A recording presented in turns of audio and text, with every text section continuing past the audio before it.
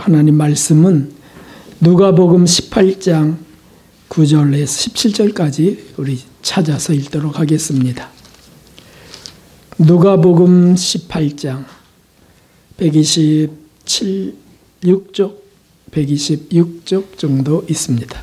신약성경 누가복음 18장 9절에서 17절까지 찾으셨으면 우리 한 목소리로 같이 읽도록 하겠습니다. 또 자기를 의롭다고 믿고 다른 사람을 멸시하는 자들에게 이 비유로 말씀하시되 두 사람이 기도하러 성전에 올라가니 하나는 바리새인이요 하나는 세리라. 바리새인은 서서 따로 기도하여 가로되 하나님이여 나는 다른 사람들 곧 토색, 불의, 간음을 하는 자들과 같지 아니하고 이 세리와도 같지 아니함을 감사하나이다. 나는 일에 2번씩 금식하고 또 소득에 11조를 드리나이다 하고 세리는 멀리 서서 감히 눈을 들어 하늘을 우러러보지도 못하고 다만 가슴을 치며 가로되 하나님이여 불쌍히 여기소서 나는 죄인이로소이다 하였느니라. 내가 너희에게 이르노니 이 사람이 저보다 의롭다 하심을 받고 집에 내려갔느니라. 무릇 자기를 높이는 자는 낮아지고 자기를 낮추는 자는 높아지리라 하시니라. 사람들이 예수님의 만져주심을 바라고 자기 어린 아기를 데리고 오매 제자들이 보고 꾸짖거늘 예수님께서 그 어린 아이들을 불러 가까이 하시고 이르시되 어린 아이들이 내게 오는 것을 용납하고 금하지 말라. 하나님의 나라가 이런 자의 것이니라. 내가 진실로 너희에게 이르노니 누구든지 하나님의 나라를 어린아이와 같이 받들지 않는 자는 결단코 들어가지 못하리라 하시니라. 아멘. 할렐루야. 하나님의 풍성한 긍휼과 은혜가 오늘 여기에 가득 부어지기를 주님의 이름으로 축원합니다. 우리 여러분들에게 인사하겠습니다. 예수님을 더 사랑합시다. 예수님을 더 사랑합시다. 감사합니다. 참된 그리스도인들이라면 하나님의 사랑, 예수님의 은혜 안에 살기를 원합니다. 그 한없는 은혜 안에 평화, 자유, 행복이 있습니다. 그래서 날마다 이 은혜 안에 사는 이들은 날마다 감사가 넘칩니다. 또 사랑한다는 고백을 하며 사랑을 받는다는 그 믿음, 그 행복 때문에 자존감이 높아집니다. 고난이 닥쳐도 감사하고 행복하고 범사에 감사하고 항상 기뻐합니다. 참된 그리스도인의 모습이 밝은 이유가 거기에 있습니다. 저의 친척 가운데 한 사람이 암에 걸렸습니다. 그래서 이제 입원을 하고 수술하고 입원하고 있을 때 여러 사람들이 방문을 하고 또 전화를 하고 했는데 그가 입원을 끝내면서 하는 고백이 있습니다. 그게 뭐냐 하면 나도 이제 교회에 나가야 되겠다고. 그래서 왜 그러냐 하니까 내게 찾아오고 뭔가 섬기려 하고 뭔가 음식도 갖다 주고 한 사람들의 모두가 그리스도인이었다는 거예요. 참 그 주님의 긍휼이시죠. 그래서 누가 그렇게 할까? 그 공통점이 뭐냐? 나도 교회 나가야 되겠다. 그런 제가 고백을 듣고 너무 감사했습니다. 하나님이 이렇게 영광을 받으시는구나. 왜 그럴까요? 우리는 그런 행복, 그런 은혜 안에 기쁨을 받았기 때문이에요. 이런 것이 얼마나 감격스러운지.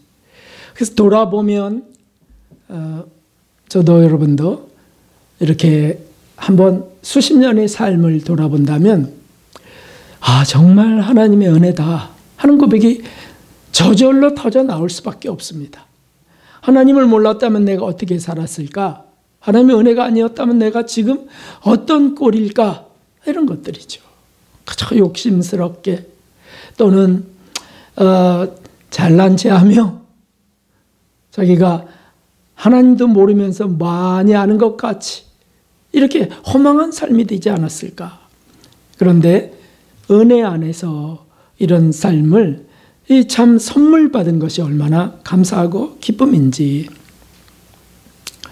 저는 오늘 정말 은혜 안에 더욱 큰 행복과 기쁨 속에 사는 우리가 되기를 주님의 이름으로 기원합니다. 그러나 우리가 혹시 단 한순간이라도 오해해서는 안 되는 것이 있습니다. 구원파처럼 회개도 없고 개선의 노력도 없는 자기 감상과 자기 만족에 빠져서는 안 된다는 사실이 있습니다. 실제로 은혜 안에는 회개가 있습니다. 그게 은혜죠. 실제로 은혜 안에는 용서가 있습니다. 회개하고 용서받고, 그리고 또 남도 용서해 줄 수 있는 게 은혜죠. 하나님의 은혜.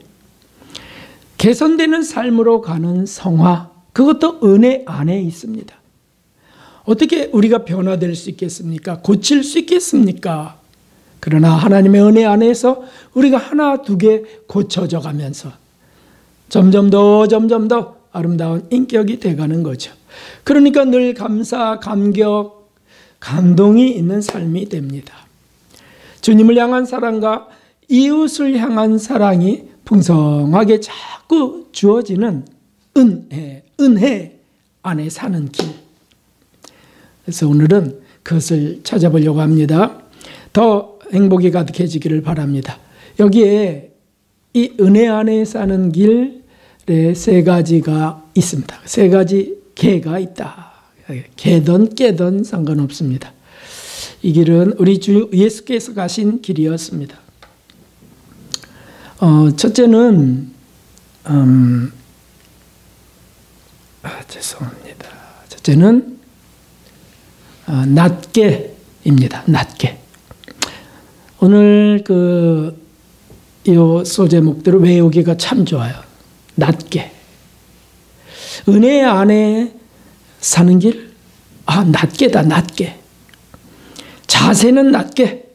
사실 지난주에 이것에 대해서 좀 자세하게 다루게 하셨습니다. 그래서 지난주에 기억나는 말씀이 있죠. 베드로전서 5장 5절 함께. 다 서로 겸손으로 허리를 동이라. 하나님이 교만한 자를 대적하시되 겸손한 자들에게는 은혜를 주시느니라. 은혜를 베푸시느니라. 이렇게 되어 있어요. 은혜를 받는 첫 번째 길은 겸손이다. 자세가 낮게, 자신을 낮게, 작게 여기는 것이라는 거예요. 작게. 지난주의 말씀의 제목은 능력을 얻는 고백이었죠. 능력을 얻는 고백 세 가지에 대해서 우리가 또 찾아보았었는데 기억이 나시나요? 능력을 받으려면 우리가 무슨 고백을 해야 될까? 기억이 안 나실 것이라고 여겨져서 제가 또 적어왔습니다. 첫째는 무지였습니다. 무지의 고백을 자주 해야 된다. 전 모릅니다, 주님. 저는 정말 미련합니다. 이런 고백을 자주 하는 이들은 은혜, 능력, 지혜가 자꾸 주어져요. 두 번째는 무능이라 그랬어요. 자기가 열심히 잘해놓고도 제가 한 거 아닙니다, 주님. 주님이 하셨을 뿐입니다. 이런 고백들. 하여튼 우리가 스스로 자기를 높이고자 하는 이런 자만심이 많잖아요. 어떤 교만함이 우리에게 아주 본능적으로 있습니다. 그렇지만 저는 무능합니다. 제 스스로는 할 수 있는 게 아무것도 없습니다. 이런 고백. 그 위선 아니냐고. 있는데 왜 없다고 하냐고. 누가 그렇게 말할 수 있을까요? 아니요. 그것도 하나님이 주셨다는 걸 아는 게 믿음이에요. 내게 있는 솜씨도 하나님이 주시지 않으면 내가 가질 수 없다고 고백하는 것이에요. 무능이죠, 무능. 이 고백을 하는 자들은 낮아질 수밖에 없고 낮아지면 겸손해지는 거니까 은혜를 베푸실 수밖에 없다는 거예요. 하나님이. 세 번째는 무선이라고 했습니다. 무선의 고백. 저는 착한 것이 없어요. 이런 고백을 하는 이들은 얼마나 착한 사람들일까요? 착한 게 뭔지도 모르면서 나는 법 없이도 사는, 난 그럴듯한 사람이야 라고 하는 죄 많은 사람들도 있죠. 속에 솔직히 우리가 착한 일을 해도 하나님을 모른다면 사람들 앞에 나는 이런 사람이야 라고 보여주겨야 하는 착한 일이 훨씬 더 많습니다. 인정받기 위하여, 칭찬받기 위하여, 자신이 필요한 존재라고 하는 것을 만끽하기 위하여, 뭘 좀 도와주고 그 사람에게 존경받기 위하여, 이런 일들이 뭐 허다하지요. 거의 다지요. 그러니 이건 속에서부터 자애심 때문이 아니겠어요? 나를 사랑하기 때문에 남을 사랑하는 거죠. 나를 사랑하기 때문에 봉사하는 거죠. 그래서 표창장 받고 칭찬받고 없으면 그만두고. 부부도 그런다 그랬습니다. 그죠? 부부도 왜 서로를 돕고 사나요? 내게 필요하니까. 그러지 않으면 내가 불편해지니까. 전부 나 중심의 그런 삶을 사는 겁니다. 그러니 악하다는 거죠. 인간은 태생이 악하고 그리고 본질이 악합니다. 이기심과 자애심, 허영심들이 가득한 존재가 우리 인간의 이 타락한 본성이죠. 그래서 주님, 저는 선한 게 없습니다 라는 고백. 이게 낮아진 자세인 것입니다. 그러면 주님이 매우 기뻐하십니다. 바벨탑을 왜 쌓습니까? 하나님과 같이 돼 보려고. 그래서 오늘날 인간도 만들어 보겠다는 게 인간들이에요. 그렇죠? 그래서 체세포 복제, AI, 인조인간 이런 꿈을 꿔요. 그러면 인간은 더 유토피아를 이룰 것 같이 생각됩니다. 벌써 경고가 나왔어요. AI로 인하여. 인간을 죽이는 AI가 존재할 수 있다. 이렇게 AI 개발자들이 얘기하고 있어요. 이걸 막아야 된다. 공상과학 영화처럼 이 끔찍한 일들이 왜 생깁니까? 교만해서 그렇죠. 하나님은 이걸 제일 싫어하십니다. 뭘 안다 자만하고 자랑하고 잘한다 자랑하고 착하다고 여기면 하나님이 대적하십니다. 교만한 자를 대적하십니다. 주셨던 은혜도 거두십니다. 하지만 자신의 약함과 연약을 고백하고 늘 하나님의 자비와 긍휼을 구하고 이렇게 낮아진 자세는 은혜가 자꾸 고일 수밖에 없습니다. 낮은 곳으로 낮은 곳으로. 낮은 자는 실수해도 실패해도 자신의 무지나 무능으로 당연하다 생각합니다. 그러나 마음이 높은 자는 실수하고 실패할 때 내가 이런 실수를 했다고, 내가 어떻게 이런 실패를 하냐고 속상해합니다. 마음이 높아서 그렇습니다. 막달라 마리아 베드로처럼 주님 앞으로 바싹 나가는 거예요. 실패자들로서 주님 앞으로 바싹 나가는 사람들을 주님은 기뻐 받으셔서 은혜를 베푸십니다. 우리 예수님이 이 땅에 오셨을 때 정말 초라하게 오셨지 않았습니까? 가장 낮게 오셨거늘 사람들은 높으려고 하는 겁니다. 그래서 오늘 이 본문의 바리새인처럼 거만합니다. 남을 비판합니다. 세일이 저같지 않게 하시니 감사합니다. 정죄합니다. 벌써 딱 구별해서 판단하는 겁니다. 저 죄인, 저 세리 같지 않게 해서 감사합니다. 그런데 세리는 자기가 죄인이라는 걸 알고 주여 저를 불쌍히 여기소서라고 하는 거예요. 그러자 은혜가 그곳에 부어지죠. 누가 의롭다, 저가 의롭다함을 받고 돌아가느니라. 우리가 순간 죄를 저지르고 순간 본성에 지배받을 때에도 사실은 회개하게 하시는 분이 성령이신데, 교만한 자들은 이 성령의 감동, 양심의 가책 이런 것들을 거부하기 쉽습니다. 그러니까 막 신경질 내고 화내고 내가 이런 것을 잘못했다니 이럴 수 없어 이러고 말이죠. 교만해서. 그러니까 성령의 감동도 받기 어렵습니다. 왜냐하면 이 말씀처럼 은혜를 베풀지 않으시기 때문이에요. 겸손한 자에게 은혜를 베푸십니다.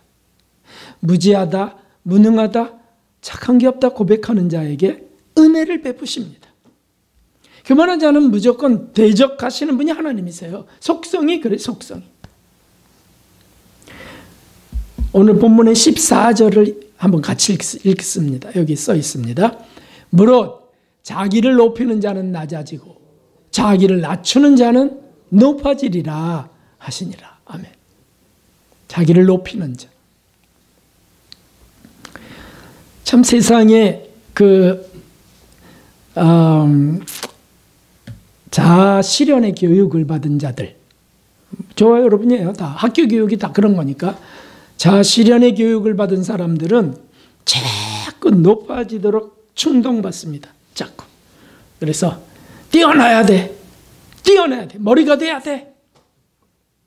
잘하면 막 칭찬하고 호들갑을 떱니다. 부모들이. 와, 잘했다. 최고야.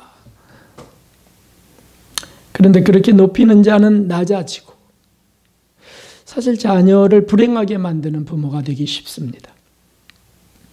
자기를 낮추는 자는 높아지리라. 그러므로 우리는 무엇을 하든 낮게 앉아야 되겠습니다. 여기 세리처럼 납작 엎드리는 겁니다. 무엇에도 납작 엎드리셨어요. 성막에, 성전에 바로 납작 엎드려서 불쌍히 여겨달라고.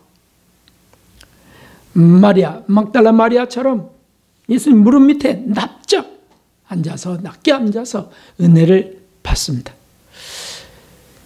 우리 예수님은 어떠셨습니까? 말할 것도 없습니다. 예수님의 겸손은 정말 세상에 비치셨습니다. 누가 마구간에 태어납니까? 구유에 누가 누웁니까? 어떤 부모가 자식을 구유에 누이겠습니까? 예수님의 생애는 그 하나님이신 그분이 이 땅에 오셔서의 생애는 비참하셨습니다. 먹을 것도 마실 것도 누울 것도 없었습니다. 그저 하루하루 한 끼 한 끼 살아가셨습니다. 사람들에게는요, 진리를 물론 사모하는 이들에게는 존경받는 일이 있었지만 주님은 아셨어요. 저들도 곧 내게 침을 뱉고 돌을 던지리라. 그리고 주님은 비난을 받으셨어요. 주님이 선한 일을 하셨는데 악한 일이라고는 한 번도 하신 적이 없는데 사람들에게는 계속 비난, 멸시, 그리고는 그냥 저를 제거해야 된다.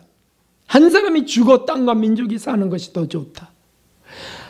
당신께서 세우신 그 성직자들로 인하여 오히려 음모를 더 받고요. 핍박을 받으셨어요. 그러니까 주님의 삶은 정말 피곤한 삶이셨음이 분명합니다. 마지막 기도에 겟세마니에서의 기도는 땀이 피처럼 변했다 그랬어요. 막 진하게 떨어져서 간절히 기도하셔서. 그리고는 골고다 고난의 길을 걸으시고 채찍을 맞으시면서 쓰러지시면서 이 모든 것이 뭐냐면 낮아진 모습이셨어요. 철저하게 낮아진 모습. 나를 따라오라. 나를 본받으라. 나처럼 십자가를 지라. 예수님이 그렇게 말씀하셨는데 주님이 낮아지셨으니까 우리는 높아져야 됩니다. 누가 그렇게 말해야 되겠습니까? 우리도 그 뒤를 따라가는 겁니다. 그래서 우리가 비난당할 때, 가까운 사람에게 욕을 먹을 때, 오해를 받을 때 억울하다고 막 그냥 막 억울하다고 막 핏대를 세워서는 안 되는 거죠. 주님도 겪으신 것이 저도 받게 하심을 감사합니다.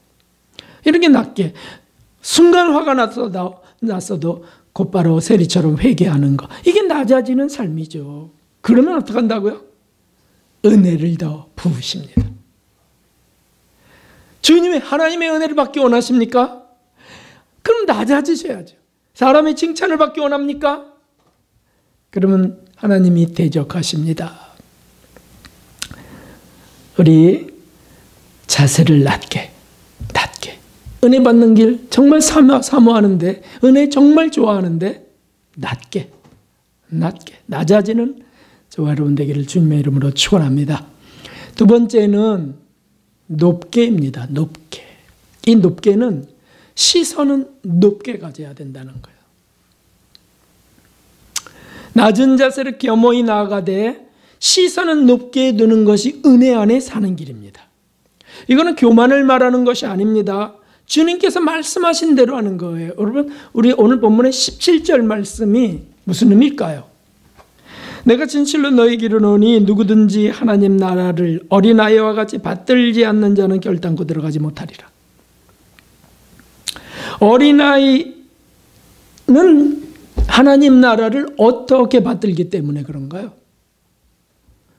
어린아이는 천국에 대해서 정말 자상하게 얘기하면 그대로 믿고 그 나라를 사모합니다. 그들에게 순수함이 있어요.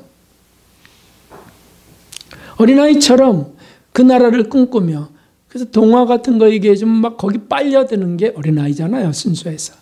천국을 그렇게 바라보는 거 봐야 된다는 말씀이죠. 예수님의 마태복음 5장에서 7장까지 산상수훈이나 13장의 그 수상수훈 또는 선상수훈, 배 위에서 말씀하신, 산 위에서 말씀하신 그런 말씀들, 그런 교훈의 말씀들을 왜 하셨습니까? 그냥 부담감만 주시려고요? 죄책감만 가지라고 주셨을까요? 아니고 그 말씀대로 살라고 주신 겁니다. 응? 내가 너희를 용서한 것처럼 너희도 남을 용서해.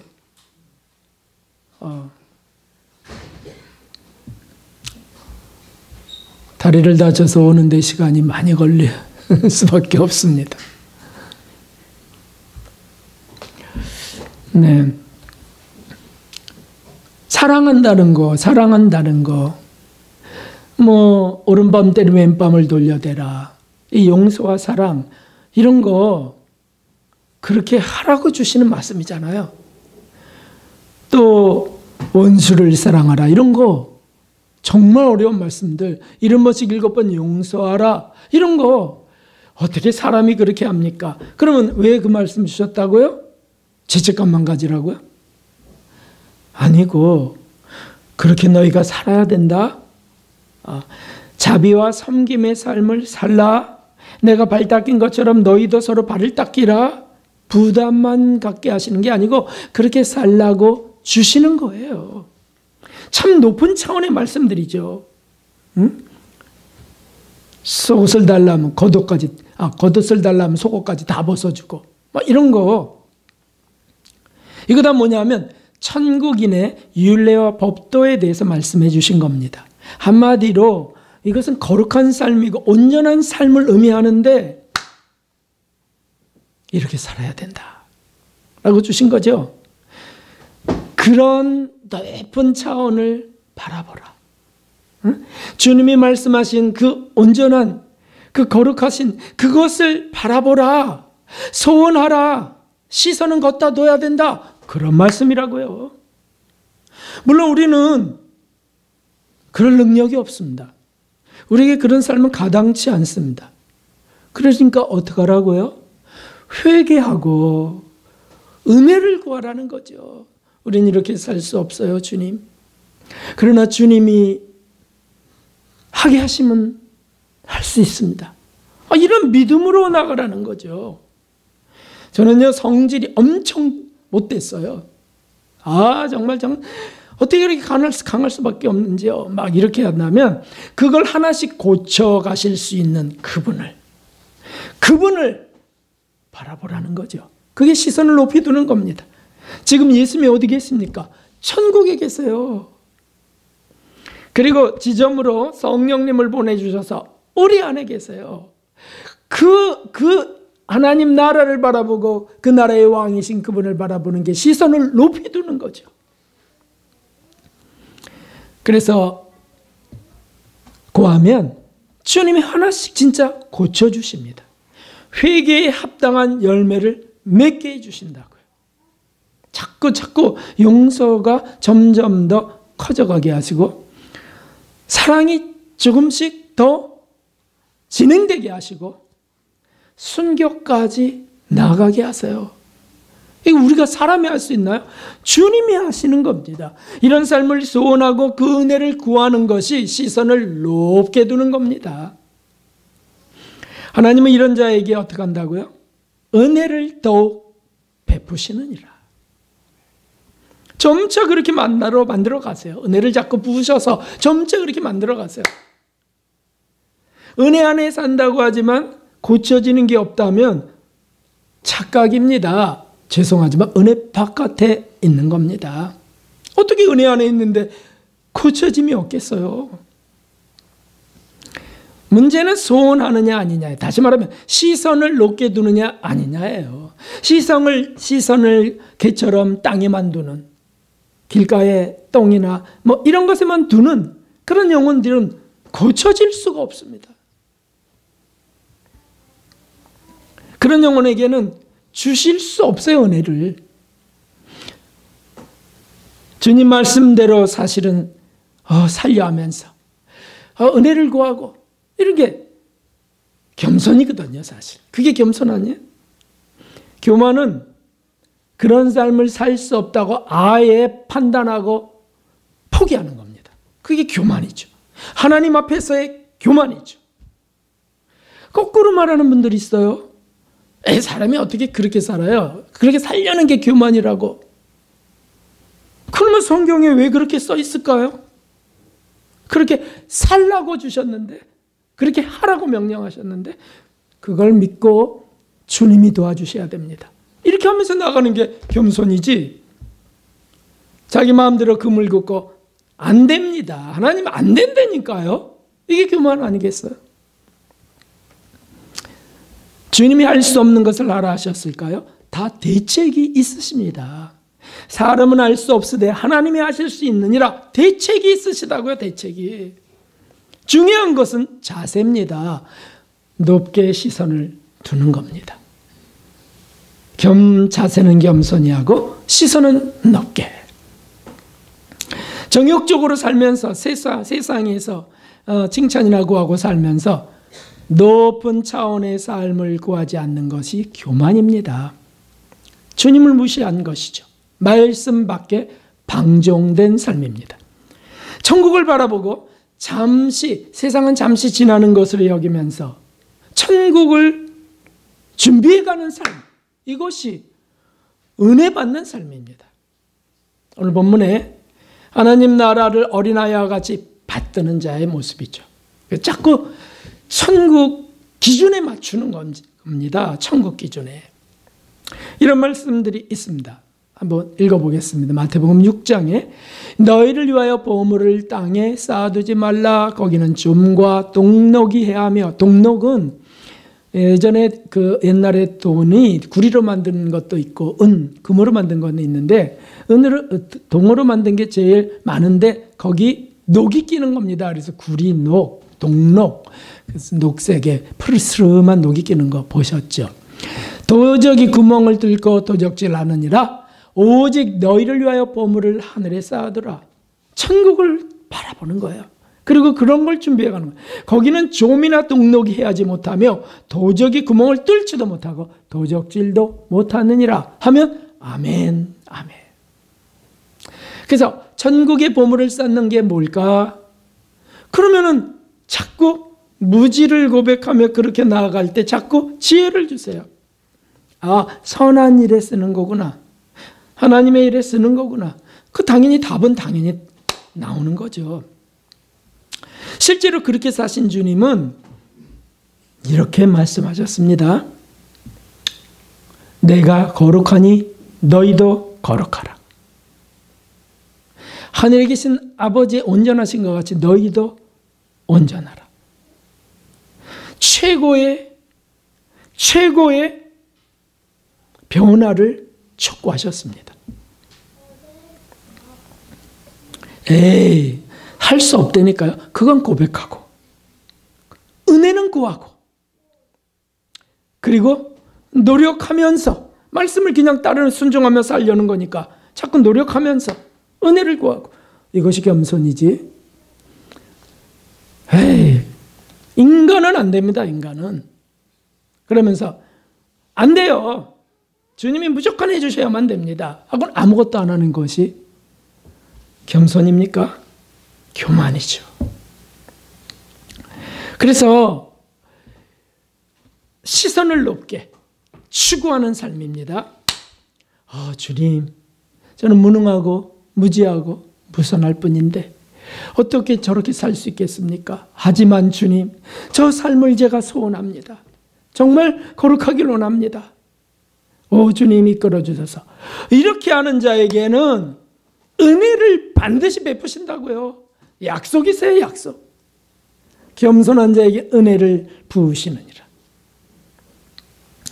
은혜를 부으시면 달라질 수밖에 없습니다. 기쁨과 행복, 감사가 넘칠 수밖에 없습니다. 그리고 자신이 변화되는 것에 대해서 정말 소망이 점점 더 생기는 거예요. 나이가 먹어가면 절망적이라고요? 추해진다고요? 아니고요. 더 소망을 갖게 됩니다. 왜요? 세상 것에 자꾸 이제는 매일 것들이 점점 줄어들어요. 그리고 헛되다고 하는 걸 경험적으로 자꾸 터득해가는 겁니다. 그렇게 돼서 어떻게 됩니까? 소망은 이제 하늘나라밖에 없지. 소망은 이제 거룩밖에 없어. 이렇게 생각한다면 얼마나 좋겠습니까? 그런데 많은 그리스도인들의 부정적인 이유의 단어가 하나 있어요. 그게 뭐냐면 현실. 많은 그리스도인들이 부정적인 생각에 빠지는 참 변명의 단어 하나가 있는데 현실이에요. 현실. 현실은 그렇지 않습니다. 현실은 쉽지 않습니다. 막 이러면서 거기 도피해버려요. 현실. 그리고 이렇게 말합니다. 알긴 아는데 그거 어렵습니다. 저는 거꾸로 말하고 싶어요. 알긴 뭘 알아요? 모르니까 그렇지. 하나님을 아는 지식이 부족하니까 그렇게 말하는 겁니다. 우리 하나님은 자비와 긍휼의 하나님이시고요. 정말 성실하신 하나님이세요. 그래서 그 사랑과 그 놀라운 긍휼로 우리를 자꾸 만드신다고요. 우리를 정말 피곤하실 듯한데 전혀 피곤을 느끼지 않으시면서 우리를 자꾸 다듬으세요. 감동하시고 자꾸 고치게 하시고요. 회개하게 하시고요. 세상에 그런 분이 어디 있겠어요? 정말 감사해요. 현실은 불가능하다고요? 주님이 이 땅에 오셨던 것도 현실입니다. 주님을 따랐던 많은 제자들과 주의 사람들을 바꾸신 분도 주님이시고 이 땅에 사셨던 현실이에요. 성령을 보내주셔서 십자가에 달리시고 부활하셔서 승천하시고 우리에게 성령을 보내주셔서 하나님의 신을 보내주셔서 감동하시게 하는 것도 현실이에요. 현실. 오늘 이 말씀이 믿어지는 것도 이 순간 현실입니다. 아멘이죠. 그런데 우리가 현실은 그렇지 않아요. 불가능합니다. 이거는요, 주님 밖의 삶입니다. 은혜 밖의 삶이라고요. 주님이 불가능하시다고요? 아니요. 그런데 그리스도인에게 자꾸 부정적인 생각, 현실은 그렇지 않아요. 목사님도 직장일 해보세요. 현실은 그렇지 않아요. 저도 직장일 해봤다고요. 네.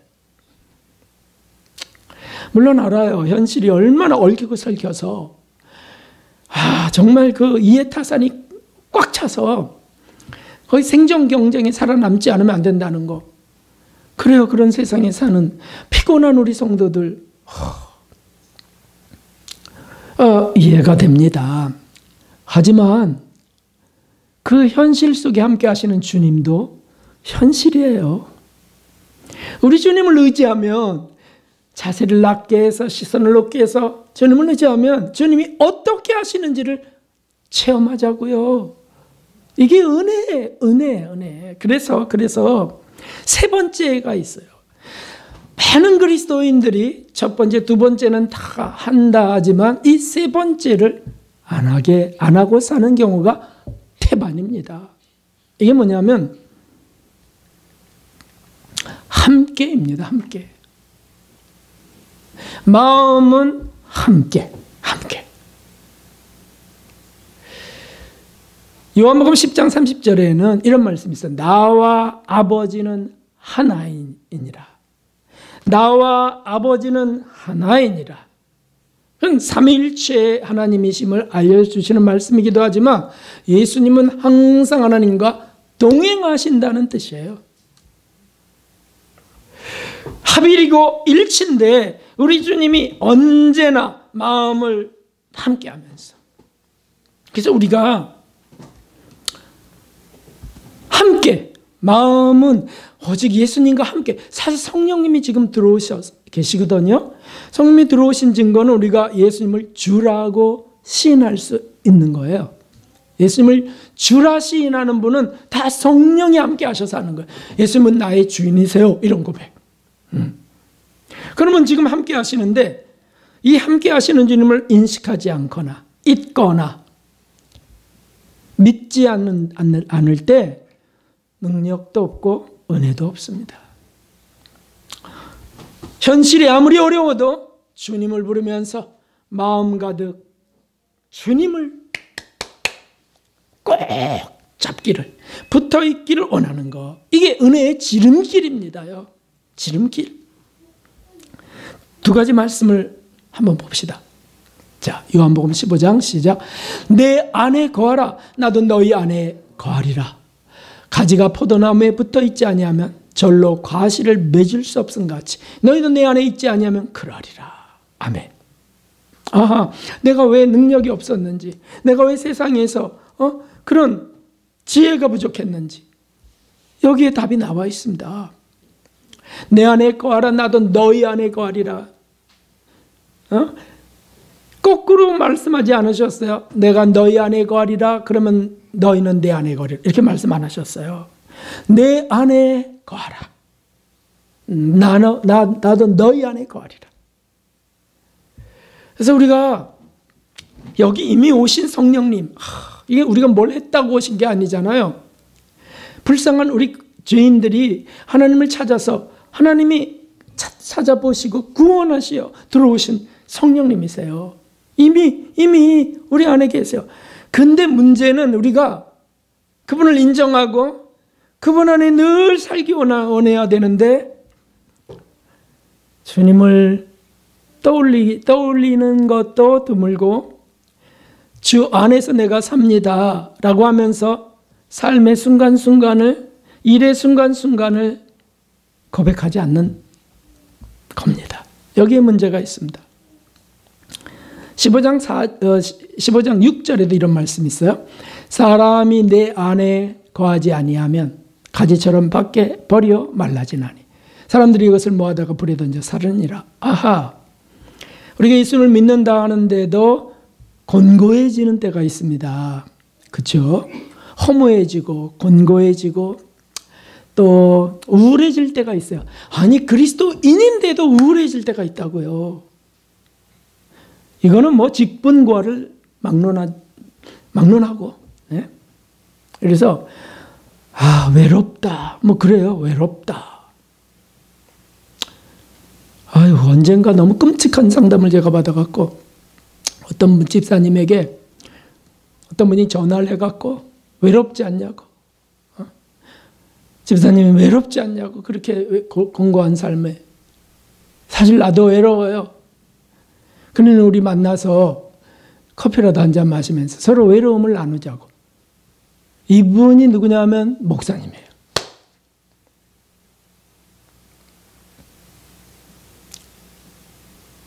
아내가 일찍 가고 나만 홀로 있는 목사님인데 이 집사님, 여자 집사님께 전화를 해갖고요. 참요, 끔찍하더라고요. 근데 이 여자 집사님은 남편이 있는 분이었거든요. 남편이 없다면은 뭐 그렇게 해서 또 재혼을 할 수도 있겠죠. 남편이 버젓이 있어요. 그런데 그 집사님 외롭다고 했냐고요. 남편이 남편 구실을 할 수가 없습니다. 그리고 환자입니다. 누워 있어야 되고. 어떻게 그럴 수 있을까요? 더 지켜드려야 되고 더 기도해드려야 되는데, 그래서 그 상담 전화를 제가 받고 자꾸 전화해서 목사님 전화했습니다. 그래서 알겠습니다. 제가 그 목사님한테 전화했어요. 목사님, 진리를 사모하고 말씀을 전해주시고 이런 사역에 감사합니다. 하지만 이런 전화를 하셨다고요? 그러니까 벌써 네, 남편 있는 집사를 어떻게 그렇게 말할 수 있겠습니까? 가만히 계세요.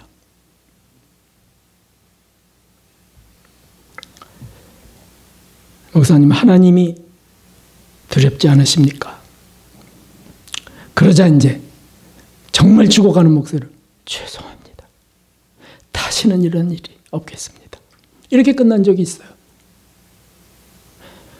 주님 안에 거하지 않으면요 순간 습격당합니다. 외로운 순간에 그만 전화해버려요. 집사님, 저 지금 어딘데요? 오늘 비도 오는데 우리 한잔 하실까요? 습격당한다고요. 네? 주님, 내 안에 거하라. 내 안에 거하라. 너가 내 안에 거하지 아니하면 가지처럼 밖에 버려 말라지나니. 그래서 곤고해지는 겁니다. 곤고해지니까 주님 안으로 들어와야 되는데 그건 또 안 하고 세상의 어떤 쾌락을 찾는 겁니다. 아유, 정말 가여운 존재의 우리 인생이. 그래서 우리가 직장에서도 뭐 직장 수익을 생각하면서 그렇게 안 하면 안 돼요. 이렇게 말해서는 안 되죠. 주님 안에 거해서 지혜를 얻고 능력을 얻어서 처리할 방법을 구해야죠. 그러면 주님이 함께 하시면서 놀라운 은혜를 베푸세요. 그래서 실제로 그런 그 사업가들이 있어요. 세계에. 어떻게 그럴 수 있습니까? 어떻게 그런 아이디어가 나올 수 있습니까? 주님이 주셨습니다. 제가 기도 많이 하면서 제가 안타까워할 때 어느 날 번뜩 주님이 주셨습니다. 또는 다 믿을 수 없어도 저 사업가는 믿을 수 있어. 그에게 일감을 줘야 돼. 이렇게 됐다는 거예요. 주님이 하시는 거죠.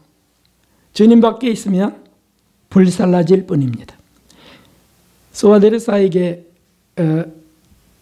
언니 되시는 수녀님이 이렇게 물었습니다. 어떻게 매 순간 주님을 생각할 수 있나요? 우리 인간이 어떻게 그럴 수 있나요? 이렇게 했어요. 그러자 사랑하는 분을 그리워하면서 매 순간 그분을 생각하는 것은 당연한 것이 아닌가요? 그러니까 어떻게 매 순간 주님을 생각해요? 그렇게 못해요 라고 하는, 그만큼 주님을 덜 사랑한다는 거잖아요. 사실 뭐 따져보세요. 돌아보세요. 저도 그렇고요. 뭐냐면 내가 어떤 일에 막 분주하게 바쁘게 또는 흥미를 가져서 아주 재미난 일에 몰두할 때 보면 주님을 사랑하지 않아요. 그냥 그 일이 더 좋아서 거기 몰두할 뿐이에요. 그래서 해놓고서 이렇게 저렇게 쳐다보면 잘했다. 참 잘했네.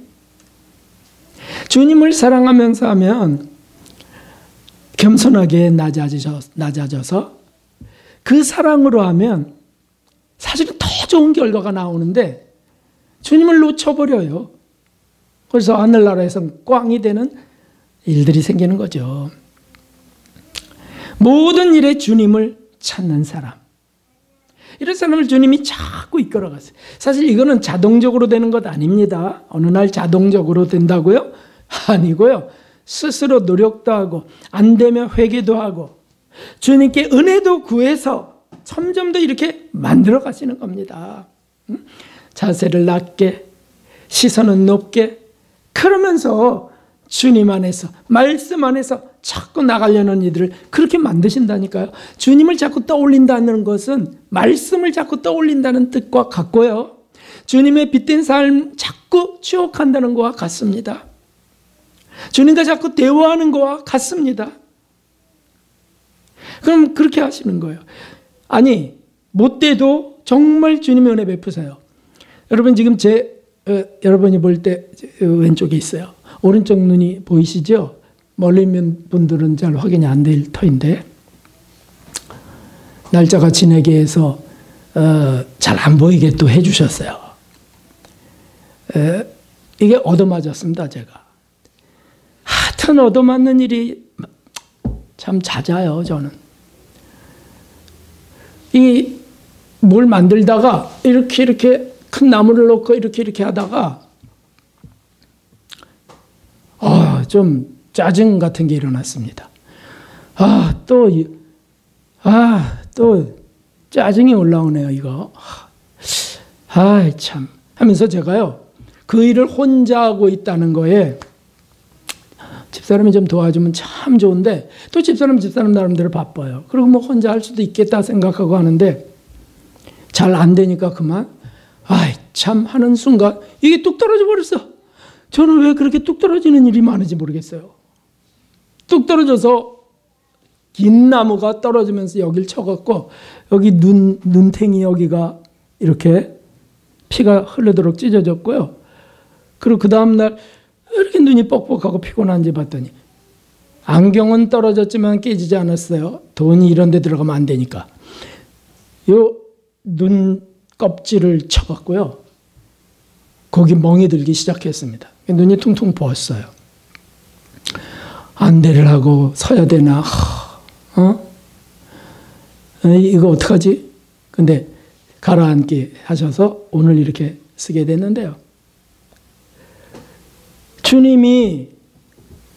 제가 주님의 시선을 자꾸 그 천국에 두고 주님께 두고 하는 걸 아세요, 주님이. 하지만 온전하지 못한 것도 아세요. 게다가 제 본성이 악하다는 것 주님 잘 아세요. 교만하고 아주 포악하다는 거 아세요. 그래갖고 이걸 고쳐가야 되는데 막 한 번에 확 이렇게 안 하세요. 그렇게 겸손해지지 않을 테니까 자꾸 구하게 하세요. 그래서 제가 짜증이 나네요. 이러는 순간 떨어져 갖고서는 제가 무엇을 했겠습니까? 볼 것도 없죠, 뭐. 일회용 반창고 좀 갖다 주세요 하고 그거 잘 붙여달라고 하고, 그리고 회개하면서 그러고 하니까 희한하게 잘 되네요. 이런 일을 계속 경험하게 하시면서, 그래서 너무 감사해요. 이 정강이나 이 무릎팍이나 이 팔 이런 데나 이게 자꾸 찢어지고 뭐 찔리는 일이 있는데, 제게 있는 모든 상처는 다 저의 교만과 관계가 있습니다. 물론 매번 교만할 때마다, 포악할 때마다 다 주님이 그렇게 하시면 제가 어떻게 듣겠어요? 여러분을 못 만날 겁니다. 우리 사랑하는 성도님도 그때마다 주님이 계속 징계하시면 어떻게 될까요?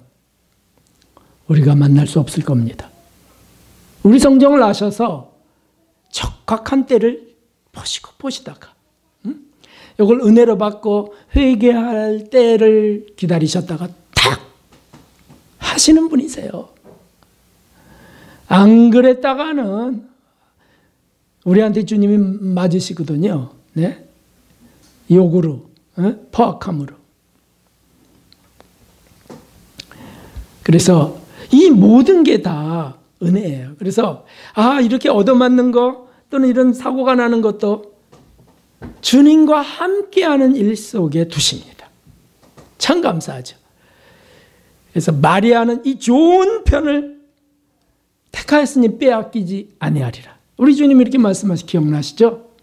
마리아가 예수님 무릎 밑에 딱 앉아갖고 말씀만 듣는 거예요. 주님이 그걸 오히려 칭찬하세요. 마리아에겐 이것이 필요해. 이렇게 은혜를 사모하는 이것이 필요해. 마르다야, 두어 가지면 되느니라. 너무 거기 신경 쓰지 마라. 음식 만드는 일에. 그러니까 우리가 사실 이 뭐 경치를 보아도, 아름다운 경치를 보아도 주님, 참 주님은 정말 솜씨가 있으세요. 좋은 일이 생겨도 주님 이렇게 하셨네요. 너무 이런 거 당연한 거지만 싫은 일이 생겨도, 안 좋은 일을 보아도 주님 해야지요. 주님. 네? 화가 나도 주님. 네? 이게 다쳐도 주님. 주님 정확하십니다. 고난이 주어지면 더 말할 것 없이 주님 제가 오만해서 그래요. 몸을 함부로 놀려서 그래요. 교만해서 그래요. 뭐가 찢어져도 주님 감사합니다. 계속해서요. 사실 뭐 일 잘하는 일에 뛰어들 때요, 주님 어딘지 없으세요. 그리고 그냥 자기가 솜씨 좋으니까 막 그 일을 해가면서 재미를 느껴요. 네? 내가 이런 솜씨. 그러다 한번 푹 다치면 폭삭 낮아져서 주님. 그러니까 어느 게 더 좋겠습니까? 네? 막 휘두르고 다니면서 일 잘한다고 하고 칭찬받고 사람들의 선물 받고 이게 더 좋은 겁니까? 그렇게 한번 딱 맞아갖고서 고난당해서 푹 낮아진 게 좋은 겁니까? 낮아진 게 좋은 거라. 아가서의 이 귀한 말씀을 한번 같이 읽어봅시다. 나는 나의 사랑하는 자에게 속하였구나. 그가 나를 사모하는구나. 신랑과 신부의 아름다운 대화 속에 있는 거예요. 나는 나의 사랑하는 자에게 속하였구나. 우리 예수님이 좀 우리에게 나는 나를 사랑하는 자에게 속하였구나. 나는 너에게 속했어. 네가 나를 사모하는구나. 이렇게 한번 해주시면 얼마나 황홀할까요? 주님은요, 주님을 사모하고 사랑하는 자에게 끌리실 수밖에 없으십니다. 그런 자에게는 은혜를 베푸실 수밖에 없으신 분이십니다. 이것이 우리에게 소망입니다.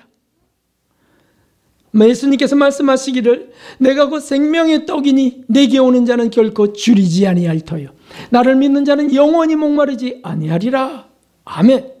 이러시는 분이 우리 주님이세요. 우리 하나님이세요. 그러니 우리가 세상에서 뭐 부족하다, 외롭다, 의지할 데가 없어요 라고 한다면 얼마나 오죽 좋은 환경입니까? 드디어 주님만을 내가 사모합니다. 주님만을 내가 원합니다. 이게 나갈 수 있거늘 어디 전화를 해서 외롭지 않냐고 만나자고 이렇게 해야 되겠습니까요? 은혜 안에 살기 원하시는 저와 여러분 되길 주님의 이름으로 축원합니다. 그렇다면 자세는 낮게, 어떻게 하라고요? 자세는 낮게. 그리고 시선은 높게. 그리고 마음은 함께. 낮게, 높게, 함께. 이렇게 하셔서 정말 은혜 안에 사는, 하루하루가 은혜 안에 감동 속에 사는 저 여러분 되기를 진심으로 주의 이름으로 축원합니다. 그런 자에게 넘치는 은혜를 쏟아 부으세요. 그 하나님을 신뢰하면서 가는 저와 여러분 되기를 행복한 분들 되시길 주님 이름으로 축원합니다. 539장 우리 찬송 드리겠습니다.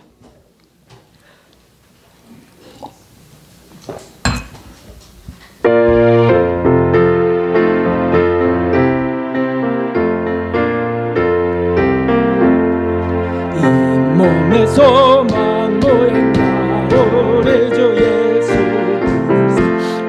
우리 주 예수밖에는 믿으리라. 그 고난 방석이시니 그 위에 내가 서리라. 위에 내가 서리라. 무섭게 바람 부는 날 물결이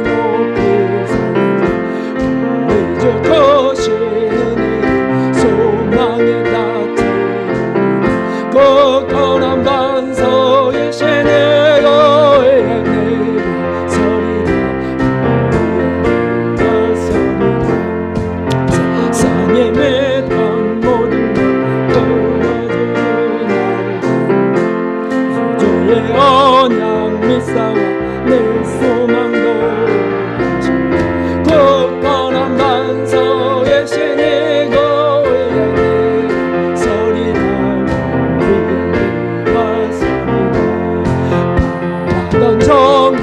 올라가서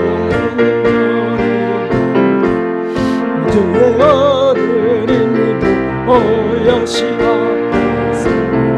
굳건한 반석의 신이 거위에 소리를 우리 주님 한번 부르고 회개할 걸 회개하면서 은혜를 구합시다. 주님, 오 하나님 아버지, 주님이여 우리를 은혜를 베푸시고, 오 하나님이여 자비를 베푸시는 감사합니다. 우리에게 주님이여, 주님이여 참으로 주님의 하나님이시여